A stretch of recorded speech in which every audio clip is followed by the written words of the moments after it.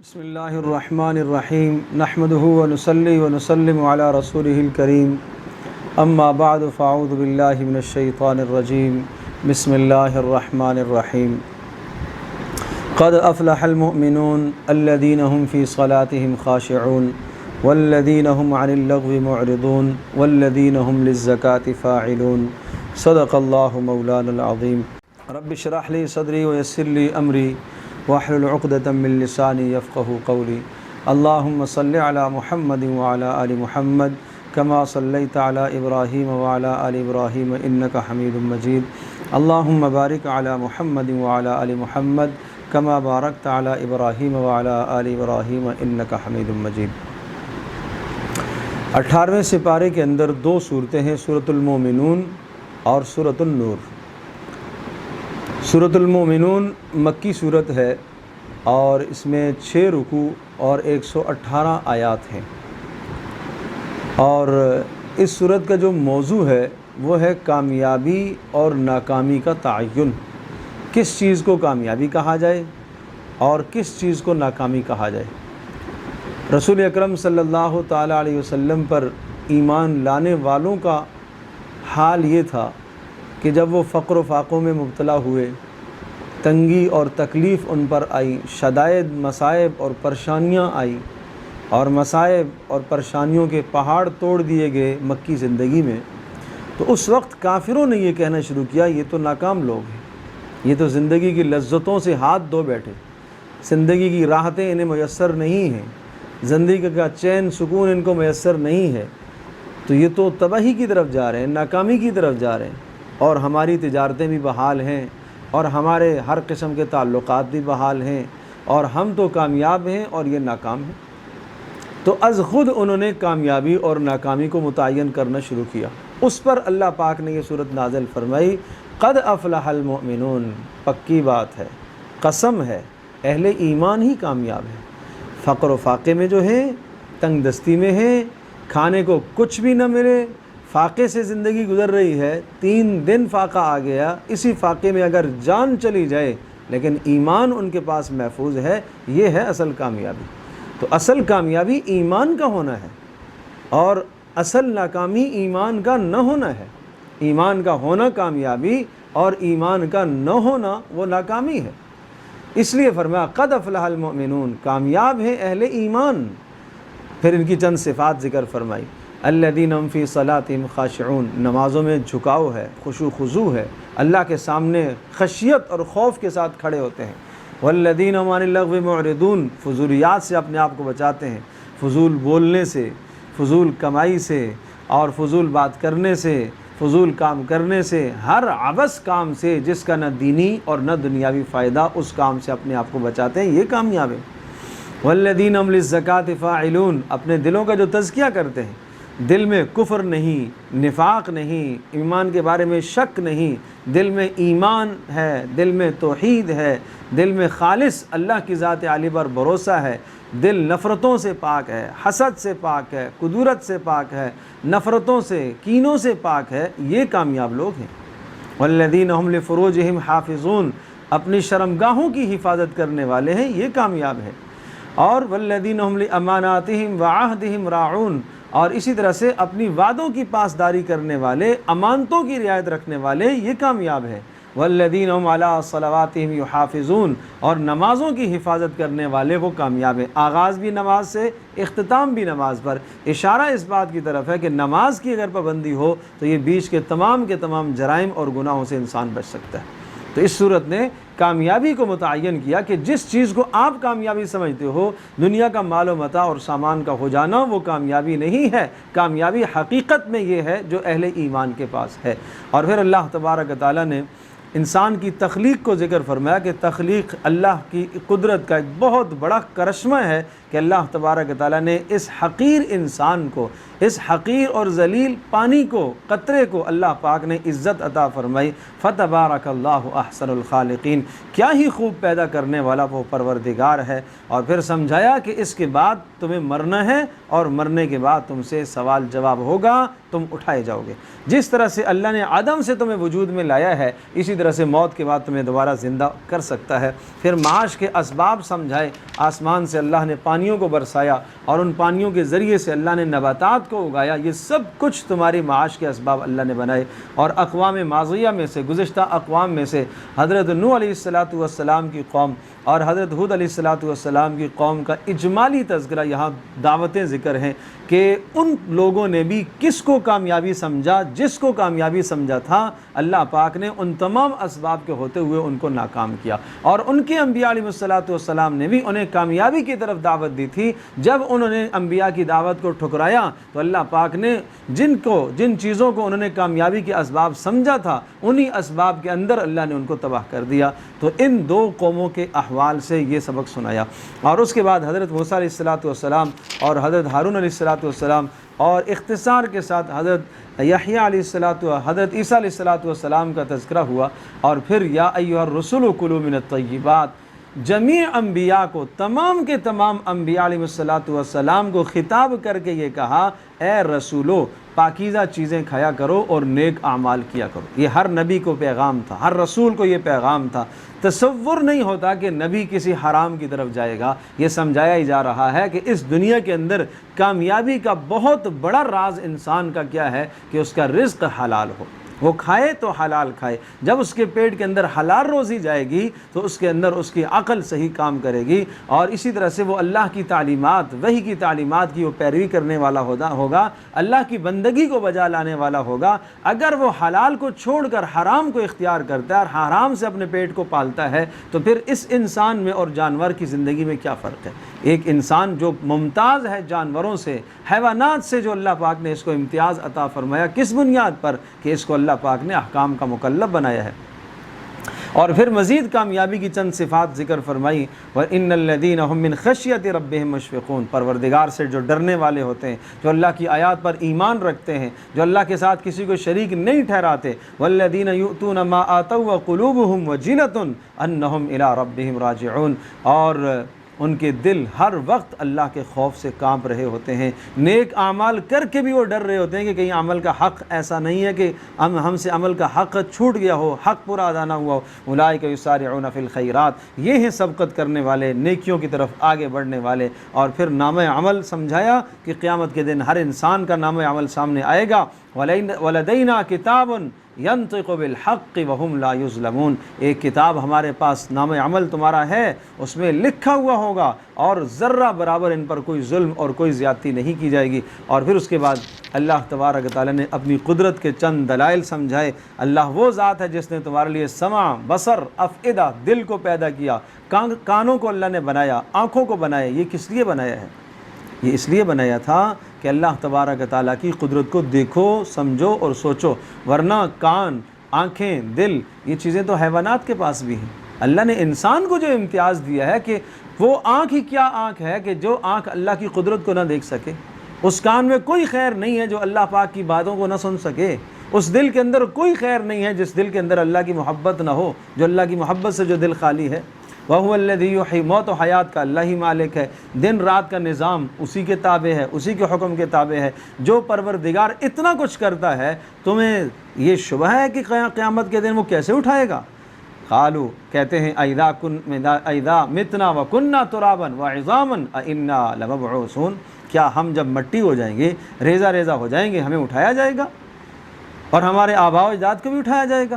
تو پھر آگے تین سوال بڑے شاندار اور بڑے عجیب سوالوں کے ذریعے سے اس مسئلے کو سمجھایا۔ ان سے پوچھئے آسمان و زمین کا مالک کون ہے؟ کہیں گے اللہ۔ ان سے پوچھئے کہ آسمانوں اور زمینوں کا پالنے والا، جو مخلوقات آسمانوں میں اور زمینوں میں ان کو پالنے والا کون ہے، اور رب عرش عظیم کا مالک کون ہے، عرش عظیم کا مالک کون ہے؟ کہیں گے اللہ۔ اور ان سے پوچھئے کہ آسمان و زمین کی سلطنت ساری کس کے پاس ہے؟ وَهُوَ يُجِيرُ وَلَا يُجَارُ عَلَيْهِ، سب کو وہ پناہ دیتا ہے اور سب کو عذاب سے اور سب کی مشکل سے اللہ بچاتا ہے۔ اسے کوئی نہیں بچاتا، وہ ان تمام چیزوں سے پاک ہے۔ یہ سب کچھ کون کرتا ہے؟ سیقولون للہ، وہ کہیں گے یہ اللہ ہی کرتا ہے۔ تو جب ان سے کہیں کہ اللہ ہی کرتا ہے تو پھر اللہ کے سوا کیوں غیر کے پاس جاتے؟ پھر تمہارے دل میں اس اللہ کی ذات عالی پر بھروسہ کیوں نہیں آتا؟ پھر اللہ پر اعتماد کیوں نہیں آتا؟ قل ربی اما ترینی ما یوعدون فلا تجعلنی فی القوم الظالمین۔ پھر قیامت کے عذاب کو بیان فرمایا کہ یہ وقت آنے والا ہے جس میں فَإِذَا نُفِخَ فِي الصُّورِ فَلَا أَنْسَابَ بَيْنَهُمْ يَوْمَئِذٍ وَلَا يَتَسَاءَلُونَ۔ باہمی سلسلے نہیں کام آئیں گے، باہمی نسب نہیں کام آئیں گے۔ ہاں کامیابی، چونکہ صورت بیان کر رہی ہے کامیابی اور ناکامی کو، فَمَنْ ثَقُلَتْ مَوَازِينُهُ فَأُولَٰئِكَ هُمُ الْمُفْلِحُونَ۔ جن کی نیکیاں بھاری پڑ گئیں وہ ہو جائیں گے کامیاب۔ اور وَمَنْ خَفَّتْ مَوَازِينُهُ، اور جن کی نیکیاں ہلکی پڑ گئیں، فَأُولَٰئِكَ الَّذِينَ خَسِرُوا أَنفُسَهُمْ، وہ ہیں جنہوں نے اپنے آپ کو بھی تباہ کیا اور دوسروں کو بھی انہوں نے تباہ کیا۔ وہ ہمیشہ ہمیشہ جہنم میں رہیں گے، اور کیا حال ہوگا؟ تَلْفَحُ وُجُوهَهُمُ النَّارُ وَهُمْ فِيهَا كَالِحُونَ، جہنم کی آگ ان کے چہروں کو جھلسا دے گی اور ان کے چہرے بدنما ہو جائیں گے۔ عبداللہ ابن عباس فرماتے ہیں اس طرح سے بدنما ہو جائیں گے کہ اوپر والا اونٹ سر تک چلا جائے گا اور نیچے والا اونٹ جو ہے وہ نیچے ناف تک آ جائے گا۔ یہ اس وقت جب جہنم کا کھولتا ہوا پانی انہیں دیا جائے گا، وہ پئیں گے تو ان کی یہ کیفیت ہو جائے گی۔ اللہ ہماری حفاظت فرمائے۔ اور فرشتے کہیں گے الم تکن آیاتی تتلی علیکم فکنتم بہا تکذبون، کیا تمہارے پاس ہمارے پیغامات نہیں آئے تھے؟ اللہ کا کلام نہیں تو نے سنا تھا؟ نبی کی سیرت تمہارے پاس نہیں تھی؟ تمہارے پاس آسمانی علوم نہیں تھے؟ قرآن کی ہدایات تمہارے سامنے موجود نہیں تھی؟ پھر کیا ہوا؟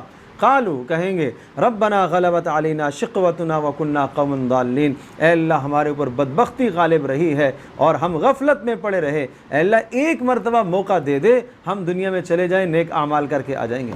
قال اخسؤوا فیہا ولا تکلمون، اللہ پاک فرمائیں گے واپس جاؤ جہنم کے اندر، مجھ سے بات بھی نہ کرو۔ انہ کان فریق من عبادی یقولون، میرے جو نیک بندے جو میرے اوپر ایمان رکھتے تھے، جو مجھ سے گناہوں کی معافی مانگتے تھے، جو مجھ سے ڈرتے تھے، فاتخذتموہم سخریا، تم ان کا مذاق اڑایا کرتے تھے، تو تمہیں یاد ہے حتی انسوکم ذکری، تم میری یاد کو بھول گئے تھے، وکنتم منہم تضحکون، اور تم ان کا مذاق اڑاتے تھے اور ہنسا کرتے تھے، دینداروں پر تم ہنستے تھے، نیکی کرنے والوں پر تم ہنستے تھے، مذہب کی بات کرنے والوں پر تم ہنستے تھے۔ انی جزیتہم اليوم بما صبروا، اور وہ نیک وکار لوگ وہ ان مصائب پر، پریشانیوں پر، تمہارے جملوں پر صبر کرتے رہتے تھے، آج میں نے ان کو پورا پورا بدلہ دیا ان کے صبر کی وجہ سے، انہم ہم الفائزون، وہ ہیں کامیاب۔ تم نے کس کو کامیابی کو سمجھا تھا؟ تم نے جس کو کامیابی کو سمجھا تھا وہ تو سراسر ناکامی تھی۔ قال کم لبثتم فی الارض عدد سنین، پھر ان نافرمانوں کو جب یہ عذاب کی ہولناکیاں دیکھیں گے، ان سے پوچھا جائے گا کتنا وقت دنیا میں مزے لوٹ کے آئے ہو، کتنے سال رہ کے آئے ہو، کتنے سال لطف اٹھائے تم نے اپنی کامیابیوں سے، ذرا بتاؤ تو صحیح۔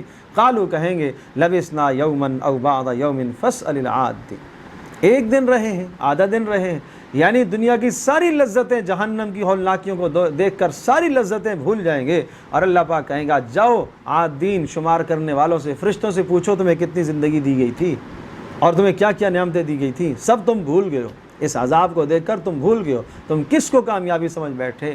افحسبتم انما خلقناکم، تمہارا کیا خیال ہے ہم نے تمہیں عبث پیدا کیا ہے، بیکار پیدا کیا، تمہیں ہماری طرف لوٹ کر نہیں آنا ہے؟ اللہ پاک بیکار پیدا کرنے سے بلند و بالا ہے، پاک ہے، رب عرش عظیم ہے، عرش عظیم کا وہ مالک ہے۔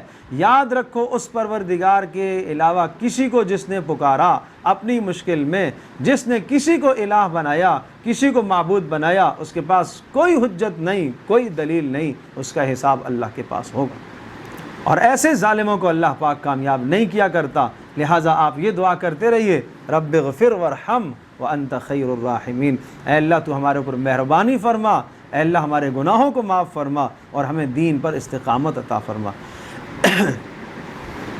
سورۃ المومنون کے بعد سورۃ النور ہے، یہ مدنی سورت ہے، اور اس سورہ مبارکہ کے اندر 9 رکوع ہیں اور 64 آیات ہیں، آیات قدرے لمبی لمبی آیات ہیں، اور اس سورت کا موضوع ہے انسداد فواحش، کہ معاشرے سے بے حیائی کو کیسے ختم کیا جائے، کس طرح سے معاشرے سے بے حیائی کو ختم کیا جائے اور اسلامی معاشرے کو پاک دامن بنایا جائے، اسلامی معاشرے کے جوان پاک دامن ہو جائیں، اسلامی معاشرے کی بیٹیاں پاک دامن ہو جائیں، اسلامی معاشرہ ایک خوبصورت اسلامی معاشرہ پاک دامن ہو جائے، آنکھوں میں حیا آ جائے، کانوں میں حیا آ جائے۔ کیسے؟ اس کے لیے اللہ پاک نے یہاں بڑے اہم اسباب ذکر فرمائے۔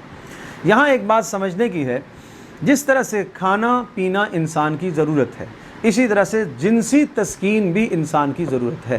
کھانا پینا انسان کی ضرورت ہے۔ اگر انسان اپنے پیٹ کو حلال فراہم نہیں کرتا تو پیٹ تو طلب کرتا ہے، اسے تو بھرنا ہے اور اسے تو اپنی بھوک ختم کرنی ہے، وہ کچھ بھی کھا سکتا ہے۔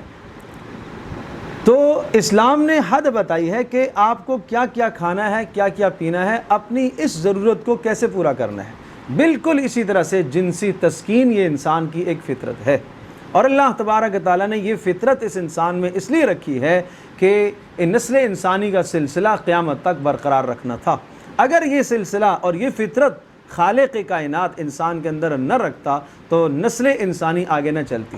اس لیے ارشاد فرمایا زُيِّنَ لِلنَّاسِ حُبُّ الشَّهَوَاتِ مِنَ النِّسَاءِ وَالْبَنِينَ وَالْقَنَاطِيرِ الْمُقَنطَرَةِ مِنَ الذَّهَبِ وَالْفِضَّةِ وَالْخَيْلِ الْمُسَوَّمَةِ وَالْأَنْعَامِ وَالْحَرْثِ، کہ انسان کے دل میں محبتیں ڈالی گئی ہیں۔ عورت کی محبت انسان کے دل میں ڈالی گئی ہے، مرد کے دل میں عورت کی محبت ڈالی گئی ہے، اور عورت کے دل کے اندر مرد کی محبت ڈالی گئی ہے۔ یہ خالق فطرت نے اندر یہ ودیت رکھی ہے یہ چیز۔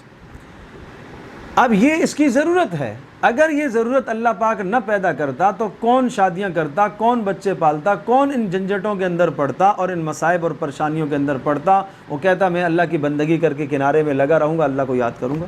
لیکن نسل انسانی کا بقا اسی پر مضمر ہے کہ یہ انسان کے اندر یہ ضرورت موجود ہو۔ اب اس ضرورت کو اللہ پاک نے انسان کے اندر پیدا فرمایا، اور اس ضرورت کو پورا کرنے کا جائز راستہ بھی سمجھایا، نکاح کا راستہ۔ اس جائز راستے کے علاوہ باقی تمام کے تمام راستوں پر پابندیاں لگا دی۔ جائز راستہ نکاح کا ہے یا اسلامی طور پر باندی کا راستہ ہے، بس یہ دو راستے سمجھائے۔ اس کے علاوہ جو باقی کسی بھی طریقے سے کوئی آدمی اپنی خواہش کو، جنسی تسکین کو حاصل کرے گا اور پورا کرے گا تو وہ اللہ کے احکام کی حدوں کو پامال کرنے والا ہے، حدود سے تجاوز کرنے والا ہے۔ اس کی مثال یوں سمجھیے، ایک سرکش اور باغی گھوڑا ہو، اور اس گھوڑے کو آپ نے بچانا ہے، سنبھالنا ہے، فتنوں سے بچانا ہے۔ ایک دیوار قائم کی، دوسری دیوار قائم کی، تیسری دیوار قائم کی، کئی چار دیواریوں کے اندر آپ نے اس کو باندھا ہوا ہے، یا اسی طرح سے کئی رسیوں کے اندر آپ نے اس کو لگام دی ہوئی ہے اور جھکڑا ہوا ہے۔ اسی طرح سے انسان کے اندر جنسی تسکین، اس کی مثال ایک گھوڑے کی سی ہے۔ تو اس کے لیے اللہ پاک نے جو ایک جائز راستہ بتایا ہے، اس کے علاوہ باقی تمام راستوں پر اللہ پاک نے بارڈر لگا دی، باڑ لگا دی، ہر طرف اللہ پاک نے باڑ لگا دی۔ ایک باڑ ہے، دوسری ہے، تیسری ہے، چوتھی ہے، کہ کہیں ایسا نہ ہو کہ یہ سرکش گھوڑے کی طرح نکل جائے اور ان حدود کو پھلانگتا ہوا آگے نکلے، اور جس سے معاشرے میں بھی تباہی مچائے گا اور فساد پھیلائے گا، اپنی عاقبت بھی برباد کرے گا، دوسرے کی عاقبت بھی برباد کرے گا، معاشرے کی عزت کو تباہ کر بیٹھے گا، اپنی خاندان کی عزت کو تباہ کرے گا، دوسرے کے خاندان کی عزت کو تباہ کرے گا۔ اس لیے تمام کی تمام وہ پابندیاں اس پر عائد کر دی گئی۔ لہٰذا کیا پابندیاں ہیں؟ اچھا، بڑے عجیب کلمات ہیں سورت کے آغاز کے، سورۃ انزلناہا وفرضناہا۔ ان الفاظ پر آپ غور کریں، یہ انداز کسی اور سورت کا نہیں ہے جو سورۃ النور کا انداز ہے۔ کیا معنی؟ سورۃ انزلناہا، یہ ایک سورت ہے جس کو ہم نے اتارا ہے۔ سارا قرآن تو اللہ نہیں اتارا ہے، نسبت اللہ نے اپنی طرف کی، ہم نے اسے اتارا ہے، اہمیت بتانا مقصد ہے۔ نمبر 2، وفرضناہا، اور ہم نے اس کے احکام کو تمہارے اوپر فرض کیا ہے۔ پھر دوبارہ سے نمبر 3، وَأَنزَلْنَا فِيهَا آيَاتٍ بَيِّنَاتٍ، اور اس میں ہم نے کھلے احکام دیے ہیں، لَعَلَّكُمْ تَذَكَّرُونَ، تاکہ تم نصیحت حاصل کرو، تاکہ تم ان احکام کو مانو، تاکہ تم ان بے حیائی کے راستوں سے اپنے آپ کو بچا سکو، تاکہ نفس کے اس سرکش گھوڑے کو تم لگام دے سکو۔ اس لیے لہٰذا کیا قوانین ہے؟ پہلا قانون ہے کہ اگر کوئی شخص ان حدوں کو پھلانگ کر باہر نکل جاتا ہے اور وہ معاشرے کے اندر بے حیائی کا ارتکاب کرتا ہے، چاہے وہ مرد ہو چاہے وہ عورت ہو، اگر وہ غیر شادی شدہ ہیں، فَاجْلِدُوا كُلَّ وَاحِدٍ مِّنْهُمَا 100 جلدہ، 100 کوڑے ان کو لگانے۔ اتنی سخت سزا رکھی، لیکن سمجھایا یہ سزا آپ نے دینی ہے کہاں؟ بند کمرے میں نہیں، یہ علل اعلان سب کے سامنے، چوک پر، چوراہے پر، میدان میں کھڑا کر کے، اور ایک مجمع لوگوں کا وہاں پر ہونا چاہیے، مسلمانوں کا۔ کیوں؟ تاکہ سب کے لیے عبرت بنے، تاکہ دوسروں کی عزتیں محفوظ ہو جائیں، تاکہ مسلمان بیٹیوں کی عزتیں محفوظ ہو جائیں، تاکہ مسلمانوں کی عفت اور پاک دامنی، تاکہ خاندان نیلام نہ ہوں، عزتیں محفوظ ہوں، اس لیے تو یہ قانون سمجھایا اور فرمایا وَلَا تَأْخُذْكُمْ بِهِمَا رَأْفَةٌ فِي دِينِ اللَّهِ، اور اللہ کے دین کے معاملے میں نرمی تمہیں نہیں پکڑنی چاہیے، تمہیں ترس نہیں آنا چاہیے، اللہ کا حکم ہے اس کو پورا کرنا ہے تم نے۔ تو یہ اسلامی ریاست کا یہ قانون سمجھایا کہ اس بے حیائی کو روکنے کا یہ قانون ہے۔ اگر ہر شخص کے دل میں یہ بات آئے گی کہ مجھے اتنے کوڑے لگیں گے، اور اگر وہ شادی شدہ ہیں تو ان کو پتھر مار کر سنسار کر دیا جائے گا، اس کی سزا حدیث کے اندر موجود ہے۔ دوسرا حکم سنایا الزانی لا ينکح الا زانیۃ او مشرکہ، پاک دامن معاشرے کے لیے پاک دامن عورتوں کا انتخاب کیا جائے، نیکی کو بنیاد بنایا جائے، نکاح کے اندر نیکی کو بنیاد بناؤ، برائی کو مت دیکھو، نیکی کو بنیاد بناؤ۔ اور تیسرا قانون یہ سمجھایا والذین یرمون المحصنات، دیکھو اتنی سخت سزا تو آئی ہے، 100 کوڑوں کی سزا آئی ہے، اسی طرح سے اگر شادی شدہ ہیں تو رجم کرنے، پتھر مار کے سنسار کرنا، ہلاک کر دینے کی سزا آئی ہے۔ تو کوئی ایسا نہ ہو کہ بلا وجہ کسی کے اوپر الزام تراشی کر کے اس کو مروا دے، اس کو حد لگوا دے۔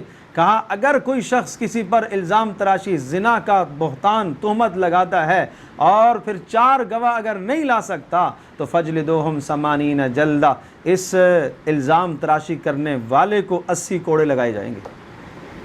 اور اس نے ایک پاک دامن خاتون پر حملہ کیا ہے، اس نے ایک پاک دامن عورت کی عزت کو داغدار کرنے کی کوشش کی ہے، جھوٹا الزام لگایا ہے، لہٰذا یہ معاشرے میں قابل وقوع نہیں رہا۔ وَلَا تَقْبَلُوا لَهُمْ شَهَادَةً ابدا، کبھی اس کی گواہی قبول نہیں ہوگی، یہ فاسق قرار دیا جائے گا۔ ہاں اگر توبہ کر لیتا ہے، نیک عمل کر لیتا ہے، تو نیک عمل اور توبہ کے بعد، اس سزا کو نافذ ہو جانے کے بعد اللہ پاک اس کی توبہ کو قبول کر لے گا، لیکن گواہی پھر بھی اس کی قبول نہیں ہوگی، ہمیشہ ہمیشہ مردود الشہادہ کہلائے گا۔ والذین یرمون المحصنات، والذین یرمون ازواجہم، چوتھا قانون یہ سمجھایا اگر کوئی آدمی اپنے گھر کے اندر بے حیائی کو دیکھتا ہے تو پھر وہاں 4 گواہ کہاں سے لائے؟ اس نے یہ امر اپنے گھر کے اندر دیکھا ہے، بے حیائی کا ارتکاب اس نے دیکھا ہے، اس نے اپنی بیوی کے ساتھ غیر کو پا لیا ہے، دیکھ لیا ہے، تو کیا کرے؟ اسلامی ریاست کے اندر، اسلامی عدالت کے اندر وہ دعویٰ دائر کرے گا اور اپنی بیوی کے اوپر یہ الزام لگائے گا، یہ بات کہے گا کہ اس کو میں نے جرم کرتے ہوئے دیکھا ہے، فلاں شخص کے ساتھ میں نے اس کو دیکھا ہے۔ اسلامی عدالت اسے طلب کرے گی، اس سے بیان پوچھے گی، وہ بیان دے گی، اگر وہ اقرار کر لیتی ہے کہ ہاں مجھ سے یہ جرم ہوا ہے تو جو شرعی سزا ہے وہ سزا نافذ کر دی جائے گی۔ اور اگر وہ انکار کرتی ہے کہ نہیں میں نے یہ جرم نہیں کیا ہے، یہ میرے اوپر الزام تراشی کر رہا ہے، اور یہ ڈٹا ہوا ہے کہ نہیں اس نے کیا ہے، میں نے دیکھا ہے، تو اب شریعت کا حکم یہاں پر یہ ہے کہ 4 قسمیں یہ کھا کر یہ کہے گا کہ میں نے سچ کہا، میں نے اس کو یہ کام کرتے ہوئے دیکھا ہے۔ ان تشہد 4 شہادات باللہ انہ لمن الصادقین، کہ میں اس بات کے اندر سچا ہوں، میں نے یہ جرم کرتے ہوئے اس کو دیکھا ہے۔ اور 5ویں بار یہ کہے گا کہ اگر میں جھوٹ بول رہا ہوں تو میرے اوپر اللہ کی لعنت ہو، یہ لفظ کہے گا۔ اور عورت سے کہا جائے گا تو کیا کہتی ہے؟ اگر وہ اقرار کر لیتی ہے تو اس کو سزا نافذ کی جائے گی، اگر وہ انکار کرتی ہے تو وہ 4 گواہیاں یوں دے گی، اس طرح سے یہ کہے گی انہ لمن الکاذبین، 4 بار گواہی دے کر یہ کہے گی، قسم کھا کر اس نے جھوٹ بولا، میرے اوپر الزام لگایا، میرے اوپر الزام لگایا، 4 بار۔ اور 5ویں بار یہ کہے گی ان غضب اللہ علیہ، اللہ کا غضب اترے، اللہ کا غصہ اترے میرے اوپر اگر یہ سچ بول رہا ہو تو۔ اب اس نے وہ بھی اپنی بات پر ڈٹا ہوا ہے، یہ بھی اپنی بات پر ڈٹی ہوئی ہے، تو اسلامی عدالت دونوں میں فسخ کرا دے گی، فسخ نکاح ہو جائے گا۔ اس کے بعد سمجھایا ان الذین جاؤوا بالافک، الزام تراشی مت کیا کرو، معاشرے میں بہتان تراشی مت کیا کرو۔ یہ اس وقت کی بات ہے جب حضرت عائشہ رضی اللہ تعالی عنہ پر ظالموں نے، منافقوں نے تہمتیں لگائیں، اور اس پر اللہ پاک نے ان آیات کو نازل فرمایا۔ یہ 2 رکوع حضرت عائشہ رضی اللہ تعالی عنہ کی براءت پر نازل ہوئے، اور اتنی شدید ڈانٹ ہے اس جگہ پر، الفاظ میں غور کیجیے گا۔ ان الذین جاؤوا بالافک عصبۃ منکم لا تحسبوه شرا لکم بل هو خیر لکم لکل امرئ منہم ما اکتسب من الاثم، جنہوں نے الزام تراشی کی ہے نبی کے گھرانے پر، نبی کے گھر پر جنہوں نے الزام لگایا، نبی کے گھر پر جنہوں نے الزام لگایا انہوں نے جرم کمایا ہے۔ اور یاد رکھیے لولا اذ سمعت، مسلمانوں کو خبردار کیا جب تم نے یہ بات سنی تھی، ظن المؤمنون والمؤمنات بانفسہم خیرا، تمہیں اچھا گمان کرنا چاہیے تھا، کیوں بدگمانی میں مبتلا ہوئے؟ اور تمہیں یوں کہنا چاہیے تھا افکم مبین، یہ بڑا الزام ہے۔ لولا جاؤ علیہ باربعۃ شہداء، کیوں نہیں 4 گواہ تم لائے اس موقع پر؟ اور جو گواہ چار نہیں لا سکے گا وہ اللہ کے ہاں جھوٹا قرار دیا جائے گا۔ اور یہ تو اللہ کا فضل تھا کہ تم نے نبی کے گھرانے پر حملہ کیا، اللہ پاک نے برات نازل فرمائی، اللہ چاہتا تمہیں اسی وقت ہلاک کر دیتا۔ کسی پاک دامن پر تہمت لگانا کوئی معمولی جرم ہے۔ استلقونه بألسنتكم وتقولون بأفواهكم ما ليس لكم به علم وتحسبونه هينا، تم زبانوں میں ان جملوں کو کہہ رہے تھے، الزام تراشیاں کر رہے تھے اور تم اس کو ہلکا سمجھ رہے تھے، اور یہ اللہ کے ہاں بہت بڑا جرم ہے۔ لولا سمعتموه قلتم ما يكون لنا نتكلم بهذا، کیوں ایسا تم نے نہیں کیا کہ جب ایسی باتیں آ رہی تھی تمہیں یہ کہنا چاہیے تھا کہ ہم اس پر بات نہیں کریں گے، ہم اپنی زبانوں کو قابو میں کریں گے۔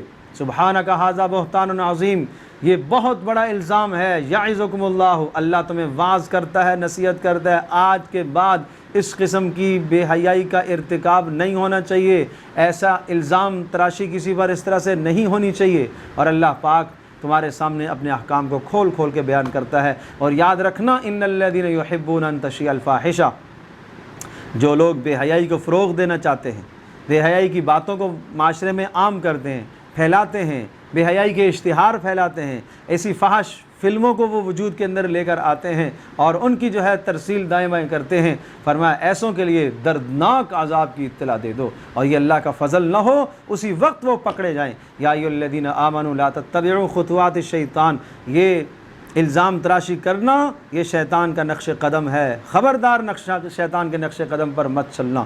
ولا یأتلی اولو الفضل، لیکن اگر کسی سے ایسا جرم ہو جاتا ہے معاشرے میں، کوئی کسی الزام میں شریک ہو گیا اور اسلامی عدالت نے اس پر وہ حد نافذ کر دی، حد نافذ کرنے کے بعد اس کو سزا دے دینے کے بعد وہ آدمی ایسا نہیں ہے کہ معاشرے میں جینے کے قابل نہ ہو، اس کو ایک مسلمان سمجھنا، اس سے غلطی ہو گئی ہے، اگر وہ غلطی سے توبہ کر رہا ہے تو اس کے حقوق اسی طرح سے ادا کرنے ہیں، قطع نظر اس کے کہ اگر وہ کہیں کہ ایسا نہ ہو کہ غریب تھا، حاجت مند ہے، تو آپ اس کے حقوق دینا چھوڑ دو، اور آپ یہ کہو کہ نہیں اس نے الزام تراشی کی تھی، اس نے بہتان تراشی کی، جب وہ توبہ کر چکا ہے، اس کو حد لگ چکی ہے، شرعی سزا اس پر نافذ ہو چکی ہے، تو اب تمہیں اس کا خیال رکھنا چاہیے۔ الا تحبون ان یغفر اللہ لکم، کیا تم نہیں چاہتے اللہ پاک تمہارے گناہوں کی بخشش کرے؟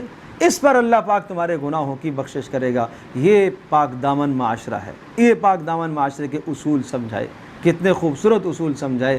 وہ آدمی بھی جو گناہ کر بیٹھا ہے، جرم جس سے ہو گیا ہے، وہ بھی معاشرے میں جینے کا اس کو بھی حق ہے، اس کو بھی معاشرے میں جینے کا حق ہے، اس لیے ان باتوں کا خیال رکھا جائے۔ ان الذین یرمون المحصنات الغافلات المؤمنات لعنوا فی الدنیا، اور جو پاک دامن پر تہمت لگاتے ہیں، یاد رکھیں دنیا اور آخرت میں ان کے لیے لعنت ہے، اور قیامت کے دن ان کے تشہد علیہم السنتہم، ان کی زبانیں ان کے خلاف گواہی دیں گی، اور ان کے ہاتھ اور پاؤں ان کے خلاف گواہی دیں گے۔ اور پھر وہ اصول سمجھایا، الخبیثات للخبیثین والخبیثون للخبیثات، پاک دامن عورتیں پاک دامن مردوں کے لیے ہوا کرتی ہیں، پاک دامن مرد پاک دامن عورتوں کے لیے ہوا کرتے ہیں۔ جب نبی پاک دامن ہے تو نبی کا گھرانہ بھی پاک دامن ہے۔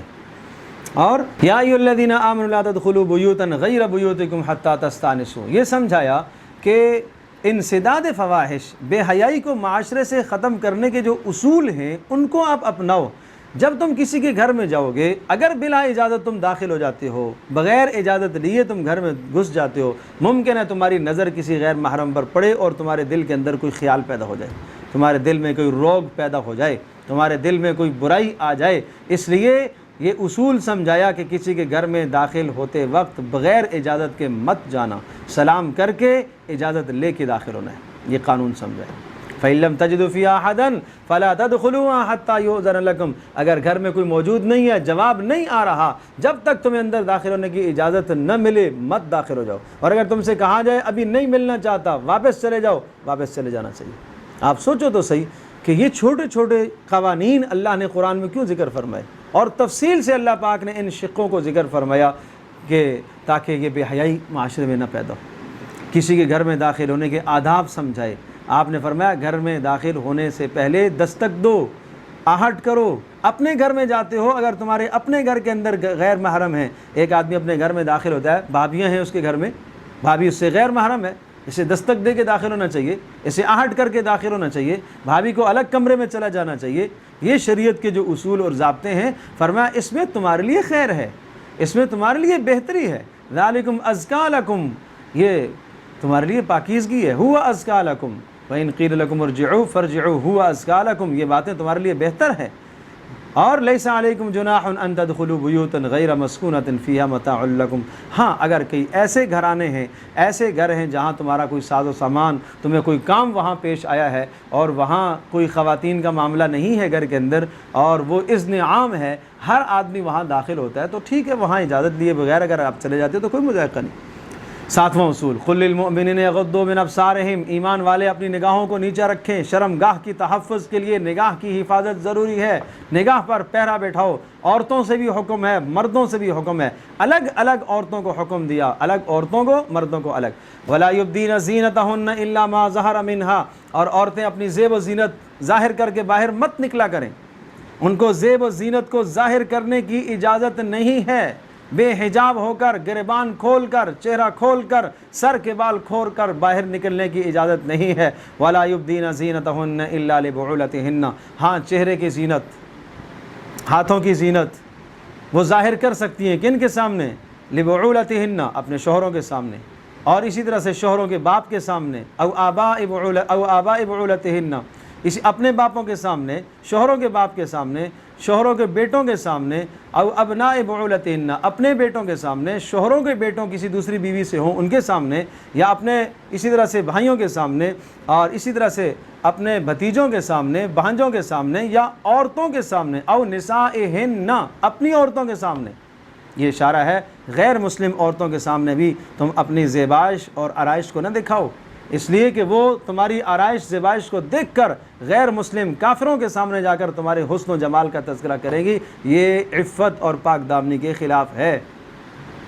تو اس سے یہ اصول سمجھ میں آتا ہے کہ ایک مسلمان خاتون، ایک مسلمان عورت کے محاسن اور حسن و جمال کو کسی غیر مرد کے سامنے، اپنے شوہر کے سامنے بھی بیان نہ کرے۔ اور فرمایا ہاں ایسے چھوٹے چھوٹے بچے، وہ بچے تمہارے پاس آ سکتے ہیں، کوئی حرج نہیں ہے، یا اسی طرح سے ایسے لوگ کہ جن کو عورتوں کے معاملات میں کوئی خاص دلچسپی نہیں ہے، ولا یضربن بارجلہن، اور یاد رکھنا کہ جب تم گھر سے باہر نکلو تو پاؤں کو زمین پر زور سے مت مارنا، ایسا نہ ہو لیعلم ما یخفین من زینتہن، تمہارے زیب و زینت دوسروں کو پتہ چلے، اور اگر ایسے جرائم ہو جائے تو پھر اللہ کی طرف رجوع کرو، توبہ کرو۔ اس کے بعد وَأَنكِحُوا الْأَيَّامَ مِنكُمْ وَالصَّالِحِينَ مِنْ عِبَادِكُمْ، بے حیائی کو روکنا چاہتے ہو، بھوکے آدمی کو جس طرح سے کھانا کھلانا اس کی ضرورت ہے، اسی طرح سے ایک جوان کی ضرورت ہے، اس کی ضرورت کو پورا کرو۔ وَأَنكِحُوا الْأَيَّامَ، جو بے نکاح ہیں ان کے نکاح کراؤ، معاشرے میں جو بے نکاح ہیں ان کے نکاح کراؤ، چاہے جن کا نکاح سر سے نہیں ہوا تب بھی ان کے نکاح کراؤ، نکاح ہو گیا، بیوی مر گئی ہے، شوہر مر گیا، یہ بیوہ ہو گئی ہے، عدت کے بعد ان کے بھی نکاح کراؤ۔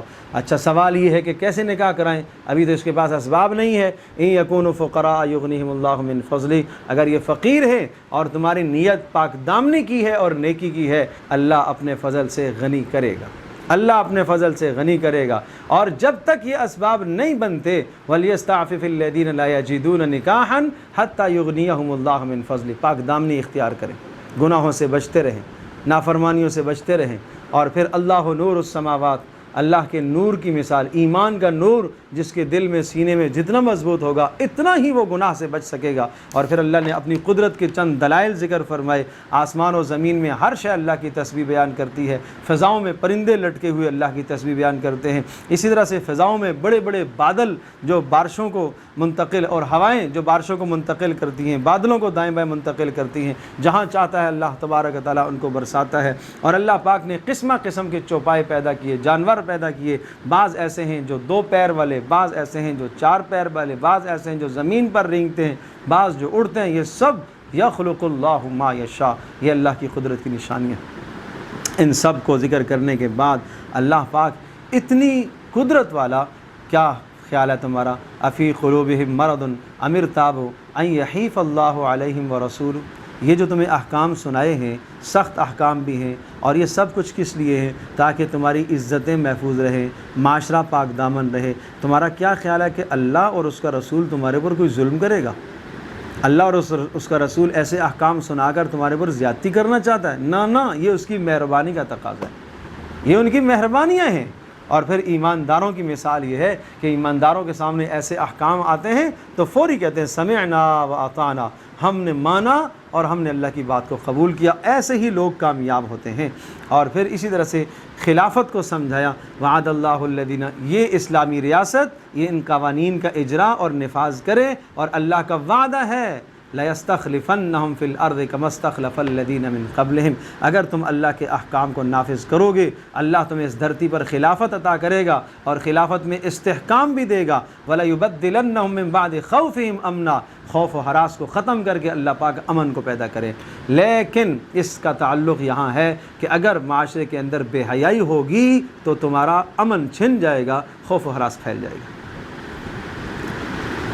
تو بھائی بھائی سے بھاگے گا، بھائی بھائی سے خوف زدہ ہے، خاندان خاندان سے خوف زدہ ہے، اڑوس پڑوس ایک دوسرے سے خوف زدہ ہے، ڈر خوف ہراس کی کیفیت ہے، کیوں؟ بے حیائی کی وجہ سے۔ اور کیسے؟ وَأَقِيمُوا الصَّلَاةَ وَآتُوا الزَّكَاةَ وَأَطِيعُوا الرَّسُولَ، کامیابیاں چاہتے ہو تو پھر نمازوں پر آنا، پھر زکوٰۃ پر آنا، اور پھر اللہ اور اس کے رسول کی اطاعت پر آؤ، پھر تمہاری اللہ پاک جو ہے تمہارے پر رحم نازل فرمائے گا۔ پھر 8واں قانون یہ سمجھایا کہ تمہارے جو چھوٹے بچے ہیں جو ابھی بلوغ کو نہیں پہنچے اور اس حد کو نہیں پہنچے کہ وہ اس قسم کے مسائل کو نہیں سمجھتے، تو فرمایا کہ ان کو بھی تمہیں اس بات کا پابند کرنا ہے کہ 3 اوقات میں جب تمہارے پاس، یعنی جب تم اپنی خواب گاہوں میں اور خلوت گاہوں میں میاں بیوی ہو تو اس وقت وہاں ان کو بھی اجازت لے کے داخل ہونا چاہیے، اس وقت ان کو بھی اجازت لے کے داخل ہونا چاہیے۔